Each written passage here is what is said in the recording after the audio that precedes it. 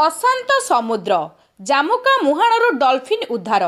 गत किछि दिन धरी लघुचाप जनित लगाण वर्षा बंगोपसागर लहड़ी जल कूल लंघिछि।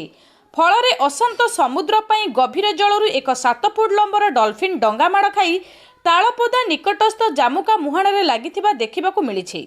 घटनाटी प्रचार हेबा परे स्थानीय सरपंच हरेन्द्र मल्लिक निजे देखिबा सहित वन विभाग को सूचना देइथिले।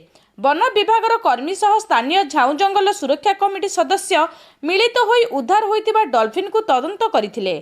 परे विभागीय उच्च पदाधिकारी को अवगत करी 7 फुट लंबर डॉल्फिन को एक टेम्पू जोगे बालेश्वर को निया जाइथिला। तेबे स्थानीय लोक कहिबा अनुसार मृत डॉल्फिन टी बड़ बोट हेउ बा डंगार फैन माड़े आघात होई डॉल्फिन टी मृत्यु होइछि। अन्यपटे वन विभागर प्रतिक्रिया मिली पारि नाही। मुश्री हरेन्द्र मल्लिक सरपंच तालपदा ग्राम पंचायत तालपदा। आज सकाळे मोर जने युव बंधु सकाळे सकाळे फोन करी कहला जे डॉल्फिन मरिकी पड़ी।